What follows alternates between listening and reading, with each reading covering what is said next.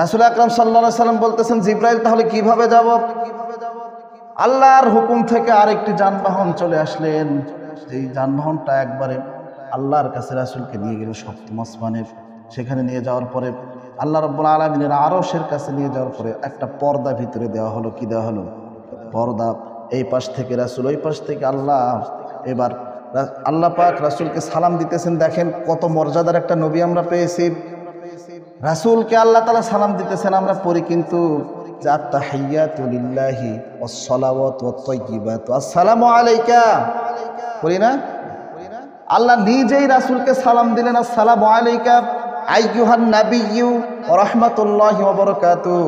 হে নবী, আমি আল্লাহ আপনাকে সালাম দিলাম এবং আপনার উপর রহমত বরকত নাজিল হোক। সুবহানাল্লাহ, রহমত বর্ষিত হোক। আইয়ুহান নাবিয়্যু, আমরা পড়ি কি পড়ি না? ওয়া রাহমাতুল্লাহি ওয়া বারাকাতুহু। এখন বলেন, আল্লাহ নবীকে সালাম দিয়েছে, নবীকে সালাম দিবে না? এটার জবাব এটার ভিতরে আছে।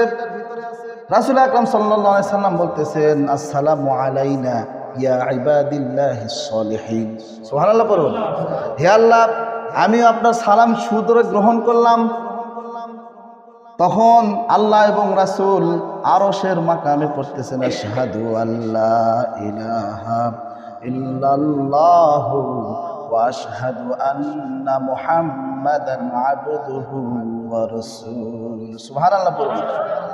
তাহলে যেই নবীকে আল্লাহ স্বয়ং সালাম দেয়, এই নবীর কথা স্মরণ করা লাগবে কি লাগবে না বলেন তো? একটু চিৎকার দিয়ে বলেন, লাগবে কি লাগবে না? আল্লাহ রাব্বুল আলামিন নবীকে রহমত নামক দুনিয়ার জমিনে পাঠাইলেন।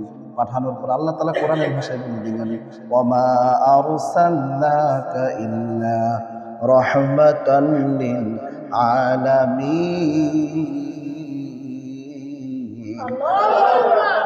আল্লাহ তাআলা বলে দিন, ওয়ামা আরসালনাকা ইল্লা রাহমাতাল লিল আলামিন।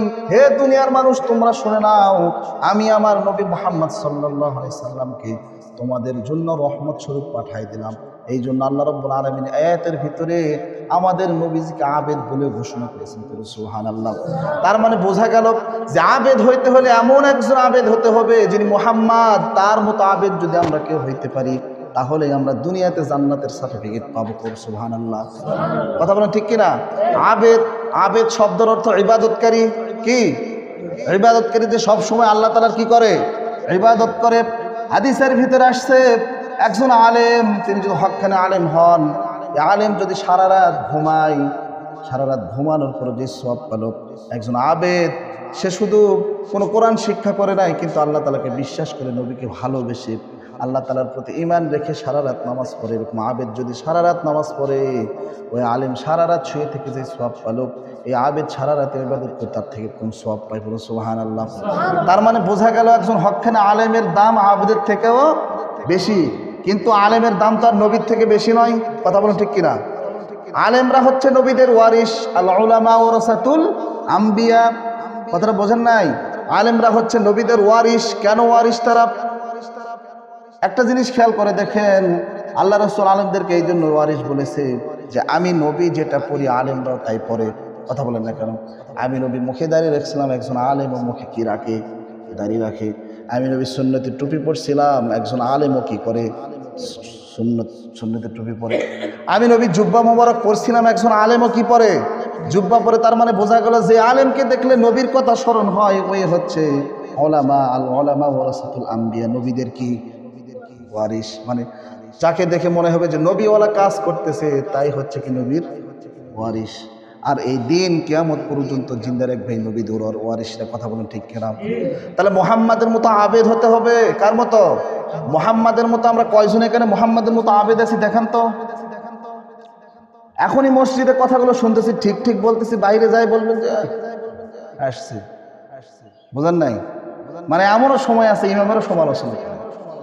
আপনারা কেউ করেন না, আপনারা খুবই ভালো মানুষ। কথাটা বোঝেন নাই? করে না? যে ইমাম আপনার নামাজের মুসল্লায় বসে মুসল্লিদের গুনার মাগফিরাতের দোয়া করে, গুনার মাফের দোয়া করে, সেই ইমামের সমালোচনা মুসল্লিরা মসজিদের বাইরে গিয়ে করে। কথা বলেন ঠিক কিনা? আপনার গুনাহ মাফের দোয়া করে কার কাছে? আপনি কোনোদিন করছেন ইমামের জন্য দোয়া? আপনারা করেন নাই। কথার কথা নয়। হ্যাঁ, করছেন কখনো? জি আল্লাহ, ইমামকে আরো বেশি আমলদার বানায় দেন, এরকম দোয়া করছেন ইমামের গুনাহ খাতাগুলো মাফ করে দেন, এরকম কখনো করে কেউ? কিন্তু একজন ইমাম মুসল্লিদের গুনাহ মাফের দোয়া করে, আর সেই ইমামের মানে আলোচনা মুসল্লিরা গিয়ে করে সমালোচনা। কথা বলে ঠিক কিনা? এইরকম অবস্থা আমাদের ভিতরে ঢুকে গেছে।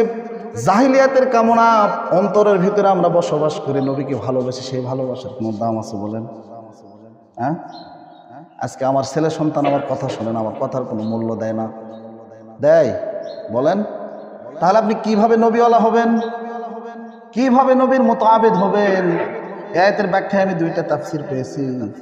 এক নম্বরে হচ্ছে, আপনি যেমন, আপনার সন্তান যেমন, আপনার ছেলে যেমন আপনার কথা শোনে না, তার মানে বোঝা গেল আপনি আপনার বাবার কথা বলেন নাই। মানে আগের হাল যে দিক দাদা পিস্তের দেব, কথা বলেন ঠিক কিনা?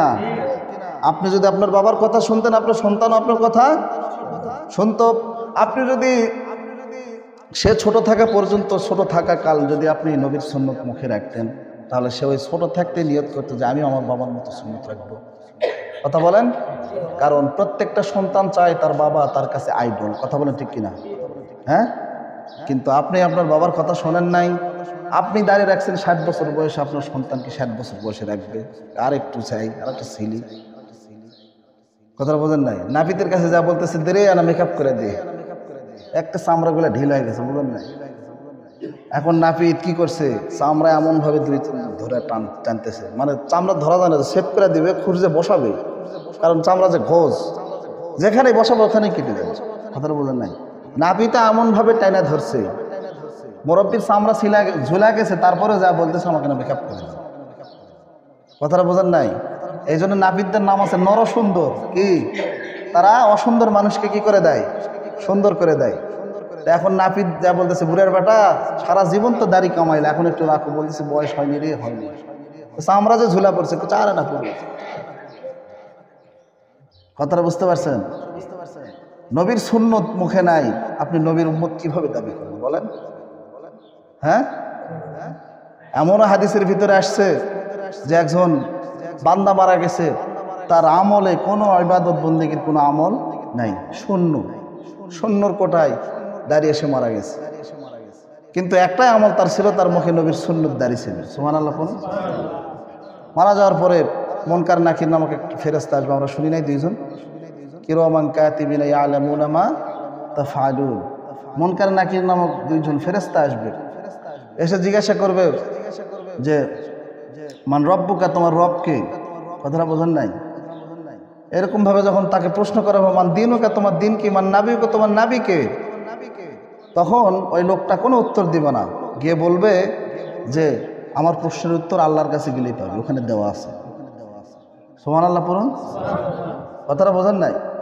মুনকার নাকি দুই ফেরেশতা আল্লাহর কাছে গিয়ে বলবে, ইয়া আল্লাহ, এই বান্দা তো কোনো কথাই বলে না, উত্তর নাকি এখানে দেওয়া আছে। তখন আল্লাহ রাব্বুল আলামিন স্বয়ং বলবেন যে অবশ্যই উত্তর দেওয়া আছে, সেটা হচ্ছে তোমরা কি মুখে দাড়ি রেখেও দেখো না যেটা কোন নবীর উম্মত? সুবহানাল্লাহ বললেন না? তাহলে একটা মানুষ একটা দাড়ির ওসিলা ও আল্লাহ তাআলা তার মানে আল্লাহ রাব্বুল আলামিন কিয়ামতের দিন শুধু ওসিলা খুঁজবেন যে কিভাবে মাফ করা যায়। আমাদের ফেসে কোনো ওসিলা আছে বলেন? আছে? আমরা মনে হয় বিড়ি সিগারেট খাই না, না আমি খাই, আপনারা খান না, আমি খাই। কথাটা বোঝেন নাই? আমি খেয়াল করে দেখলাম, মানে আমরা মুসলমান এমন একটা জিনিস, মানে যে জিনিসটা মানুষ বারণ করবে সেটা আরো বেশি করে। সিগারেটের প্যাকেটে কিন্তু স্পষ্ট ভাষায় লেখা আছে, ধূমপান, smoking is injurious to health, নাকি? সিগারেট স্বাস্থ্যের জন্য ক্ষতিকর, ওইটা আরো বেশি খায়। কথা বলেন? হ্যাঁ, শুধু ঠিক ঠিক বলেন না, আপনারা তো খান না, আপনারা খুবই ভালো মানুষ, কিন্তু আমি খাই, তাই কি না? এখন বলেন আমি যদি সিগারেট খাই, আমার পিছনে নামাজ পড়বে কেউ? আপনারা খান, আপনাদেরকে মুসল্লি বলে মেনে নেওয়া যাবে? রাগ করেন নাকি? হ্যাঁ, তাহলে এটা ছাড়া লাগবে না বলেন? ছাড়তে হবে না? অবশ্যই ছাড়বো। আমাদের বদ অভ্যাস যেগুলো, এগুলো ছেড়ে দেবে। আপনারা রাগ করলেন? মনে কষ্ট নেন না। আমাদের যে বদ অভ্যাসগুলো, এগুলো আস্তে আস্তে, একবারও তো ছেড়ে দেওয়া যাবে না, আস্তে আস্তে আমরা ছাড়ার চেষ্টা করি। কারণ এখনই যদি আল্লাহ চায় আমার মৃত্যু হতে পারে, এখনই 1 সেকেন্ডের ভিতরে আমার মৃত্যু হতে পারে, অবভিয়াসলি হবেই। আমাদের জীবন আছে, আমাদের মৃত্যু তো একসময় হবেই, এটা তো মেনে নিতেই হবে। যদি নাই নিতেন তাহলে আপনার বাবা ছিল, আপনার বাবা অন্ধকার কবরে গিয়েছে, কোনো দিন এসে দেখছে যে আমি কবর থেকে উঠে আসলাম? যখন একটা মানুষ মারা যায় তখন কি তাকে আমরা দুনিয়াতে রাখি না, তাকে আমরা অন্ধকার কবরে থুয়ে আসি। তাহলে বোঝা লাগবে যে মৃত্যু নামক একটা জিনিস, আল্লাহ তাআলা নিজেই বলতেছেন কুল্লু নাফসিন যায়িকাতুল মাউত সুম্মা ইলাইনা তুরজাউন, প্রত্যেকটা প্রাণীর মৃত্যু বহন করতে হবে এবং সুম্মা ইলাইনা তুরজাউন, অতঃপর আবার আমার কাছে আসতে হবে। তাহলে আল্লাহ তাআলার কাছে যদি গিয়ে ধরাই খাওয়া লাগে, দুনিয়াতে আমার যে আমল, ঠিক আছে, দুনিয়াতে যে আল্লাহর প্রতি বিশ্বাস বা আল্লাহকে যেরকম মানা, এইরকম মানা যদি আমরা চলতে পারি তাহলে আমাদের দুনিয়াও ভালো, আখিরাতও ভালো। নিজের ভালো কে না চায় বলেন? সবাই চায় না? আজকে দেখেন পৃথিবী থেকে মনে করেন যে সূর্য কত দূর জানেন? ৯৫০,০০০ মাইলের থেকেও বেশি দূর। সুবহানাল্লাহ বললেন না? সেখান থেকে সূর্য আলো দেয় একটা চোখ দিয়ে। কয়টা চোখ? সূর্যের চোখ কিন্তু 12টা। কয়টা? 12টা। তার ভিতরে 11টা চোখ বন্ধ করা আছে, একটা চোখ দিয়ে আলো দেয়, বাকি 11টা কিয়ামতের দিনে 12টা চোখই খুলে দেওয়া হবে। সূর্য মাথার আধার নিচে চলে আসবে, তখন মানুষ পানি পানি বলে চিৎকার করবে, কেউ পানি দিবে না। মানুষ ওই সূর্যের এই তাপটাই আমাদের সহ্য হয় না বলেন? হয়। একটু রোদের ভিতরে থাকলে আমাদের গা ঘেমে যায়, শরীর মানে হয়ে যায়, হাঁপিয়ে যায়। কিন্তু তখন 12টা ছিদ্র দিয়ে যখন একটা আলো দেবে, আমাদের অবস্থাটা কেমন হবে একটু বলেন? মানুষ পানি বলে চিৎকার করবে, কেউ পানি দেবে না। নিজের রক্ত পুজে মাথাগুলো টকবক করে গলে পায়ের নিচে পড়ে যাবে, ওগুলাই খাবে, জাক্কুমগুলোই মানুষ খাবে। যখন খাবে তখন এই জায়গায় এসে আটকে যাবে। কোন জায়গায়? যে পুরুষের যে গলা উঁচু আছে না, এই উঁচু জায়গায় এসে বেঁধে যাবে, গিলতেও পারবে না, আবার উগলে দিবে। এই অবস্থাটাতে কেমন অবস্থা হবে আমাদের একটু বোঝেন। তাহলে এটার জন্য কি আল্লাহর কাছে পানা চাওয়ার দরকার আছে না? আছে না বলেন ভাইয়েরা? অবশ্যই আছে। আমরা আমাদের বদ অভ্যাসগুলো ছেড়ে দেওয়ার চেষ্টা করি। আমরা শুধু শুনে মুসল্লি হতে চাই না, আমরা মেনেও মুসল্লি হতে চাই। আজকে মুসলমান আর হিন্দুকে বোঝাই যায় না। যে ক্লিন শেপ করে তাকে গিয়ে নিয়ে যায় রাখবেন, একজন হিন্দুকে গিয়ে তার পাশে রাখবেন, বোঝা যাবে কোনটা মুসলমান কোনটা হিন্দু? হ্যাঁ বলেন? বোঝা যাবে না। কিন্তু যখনই তারা আর মুসলমানদেরকে ভয় তারা এই জন্যই পায়, মুসলমান যখন দাড়ি রাখে তখন তার চেহারা সিংহর মতো হয়। কোনো সুবহানাল্লাহ। এখন যুবক ভাইরা চিন্তা করবে, হুজুর যদি দাড়ি রাখি তাহলে তো বিয়ে হবে না। কথাটা বোঝার নাই? তাহলে তো বিয়ে হবে না। ভাই আমার কি বিয়ে হয় নাই? হ্যাঁ, আপনার কি হবে না? আল্লাহ তাআলা জোড়া জোড়া সৃষ্টি করেছেন, তাই কি না? তো আল্লাহ রাব্বুল আলামিন আমাদের সবাইকে কবুল করুক, সকলে বলুন আমিন। সম্মানিত হাজিরিন, প্রিয় ভাইরা আমার, মানে কি বলবো, আমাদের সিস্টেমটা এমন হয়ে গিয়েছে, আমরা এইসব সিস্টেমগুলোকে চেঞ্জ করে ফেলি। আমাদের যে আখলাক, আমরা কিন্তু জান্নাতি মানুষ, আমরা জান্নাত থেকে দুনিয়াতে এসেছি এবং আমাদের ঠিকানা আবার হবে জান্নাত। তো মাঝখানে যদি জহরুল ফাসাদু ফিল বাররি ওয়াল বাহরি বিমা কাসাবাত আইদিন নাস, আমাদের কৃতকর্মের ফলে যদি আমরা জাহান্নামে যাই, এটা আমাদের দোষ। কথা বলেন ঠিক কিনা? এর থেকে মনে হয় আমি আর বুঝাইতে পারবো না। কথাটা বুঝতে পারছেন? কারণ আমাদের কৃতকর্মের ফলে যদি আমরা জাহান্নামে যাই, এটা আমাদের কি সমস্যা? আমাদের দোষ। কিন্তু আমাদের কৃতকর্মের ফলে যদি আমরা জান্নাতে যাই, এটাও আমাদের লাভ, তাই কি না? কার লাভ কে চায় না বলেন? সম্মানিত হাজিরিন, তো আপনারা আজকে থেকে আপনাদের বদ অভ্যাসগুলো ছেড়ে দেবেন তো ইনশাআল্লাহ? রাজি আছেন তো ইনশাআল্লাহ? দেখেন আজকে বাংলাদেশকে প্রত্যেকটা হিন্দুত্ববাদী দেশগুলো ভয় পায়, প্রত্যেকটা হিন্দু দেশগুলো বাংলাদেশকে ভয় পায়। কেন জানেন? এখানে 95% মুসলমানের দেশ। ইন্ডিয়া তো বাংলাদেশকে প্রতিনিয়ত ভয় পায়। কথা বলেন? তার ভিতরে আর একটা খুশির সংবাদ আছে, সেটা হচ্ছে গতকালকে আমাদের বিএনপির বাবর, তিনি ছাড়া পেয়েছেন, যার নামে 10টা অস্ত্র মামলা ছিল। সে একাই ইন্ডিয়াকে নাচাইতো। কথা বলেন ঠিক কিনা? তো আমাদের এই জন্মভূমিতে কেউ যদি দখল করা তো দূরের কথা, কেউ যদি চোখ তুলে তাকায়, আমরা মুসলমানরা তাদেরকে ঝাড়ু ঝাঁটা দিয়ে শায়েস্তা করে ইন্ডিয়ার জমিতে পাঠিয়ে দেবো। কথা বলেন ঠিক কিনা? দখল করা তো দূরের কথা, চোখ তুলে কেউ যদি তাকায়, কথাটা বুঝতে পারছেন? আল্লাহ তাআলা আমাদের সবাইকে কবুল করুক, সকলে বলুন আমিন। পোস্টারটা কই? আপনারা হয়তো শুনে থাকবেন আমাদের মাদ্রাসার মাহফিল আগামী রবিবার জানুয়ারি 19 তারিখ, এটা বন্ধ করুন।